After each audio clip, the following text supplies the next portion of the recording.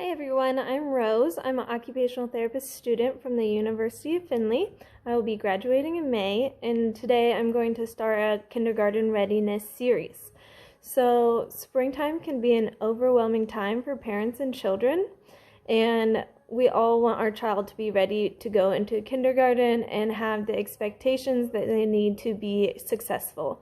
So some of these skills that the child may need for kindergarten is gross motor skills, direction following skills, visual motor skills, pre-writing skills, and activities of daily living skills, and all of these will be addressed over the series of kindergarten readiness. So kindergarten readiness is really important because it allows our children to develop their skills farther when they have the basic skills already developed. So that we want their children to have their gross motor skills developed before they go into kindergarten.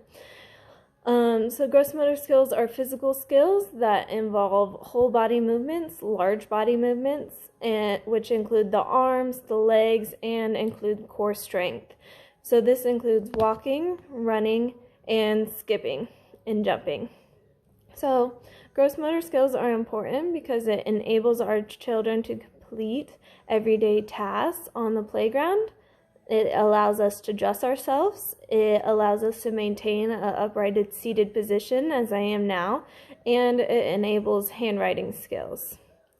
So for kindergarten, it is important that we look at some of the milestones that they need to meet before they go into kindergarten. So some of the things as occupational therapists we look at is the child is able to maintain an upright seated position using core strength. And this will allow the child to be able to focus and attend to what the teacher is saying instead of trying to keep themselves in their chair. So, and also skips with good coordination is another skill that we are looking for as occupational therapists when they go into kindergarten. They begin to kick towards a target, such as a goal, and also balances on one foot for around 10 seconds. Is something that we look for, and able to throw and catch a ball similar to their peers' ability in distance and also ball size. So that both matters, which I will explain a little bit later. And they are also able to jump and hop and with good coordination. So as I said earlier, I would describe throwing and catching a ball and how to develop these skills with your child. So we start out with a larger ball like this, a softball, and you start close together, and then once they master that, you can move farther back and then start catching and throwing that from that distance. And then you can slowly move down to a smaller ball, which will be more challenging. And then another activity that you can do to develop skills or develop an obstacle course. So this is a great way to get all the muscles and all the gross motor movement. So we're starting here with jumping jacks, so 5 jumping jacks. And when you do jumping jacks, you want to make sure that your child is doing them correctly in a fluid movement. So you want to tell them to make an X and go all the way up and then come all the way down in a fluid movement. Okay, and then we're coming over here to skipping, and we want to have good coordination and have them raise their legs and do it balanced. So we're going to make sure that we're raising our legs back and forth. And then we're at the crab walk, so that is the next step. And so when we're doing the crab walk, we want to make sure they're engaging their tummy muscles to increase their core strength to be able to maintain an upright and seated position. So when we're doing a crab walk, we want to have them squeeze their tummy muscles, and so it's straight across.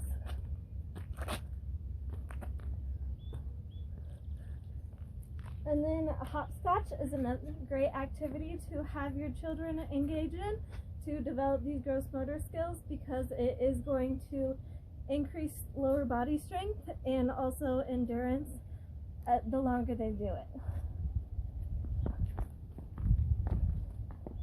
And it's going to help with balance as well.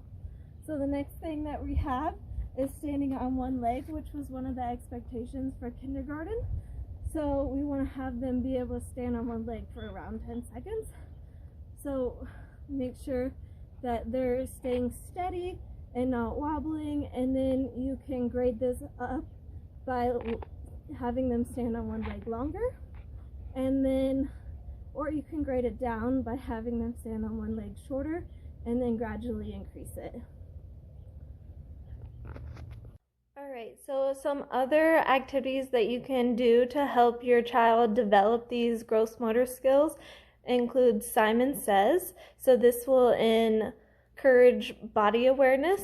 So it will, if you say Simon Says touch your elbow and they find their elbow, and then Simon Says touch your nose and they find their nose, that will increase body awareness because they're now knowing where to find their body in space. So another activity that you can do is wheelbarrow walking, which is a great one for upper body strength and endurance. So there are other animal walks. I demonstrated crab walk, but there are also bear walks and duck walks. So with those, that will increase upper body strength as well and postural core strength. So a board game that they can play includes Twister. So Twister will incorporate the whole body with all the movements of the upper body and the lower body. This will increase strength and endurance as they hold that position as long as they have to. So another great way is just to take your child to the park and the playground for climbing and swinging.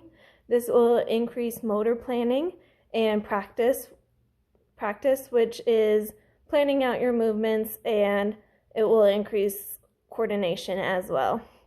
Swimming is another great activity to take your child out to do because it will increase whole body strength and endurance as well to improve and develop all these gross motor skills that we need for everyday life. So if your child is lacking any coordination, gets tired quickly, avoids physical activity, cannot maintain an uprighted seated position, and lacks fluid movements, please practice these skills that I've given you over this video. And if your child has experienced gross motor delays, then it is recommended to see an OT for a consultation. All right, thanks everyone.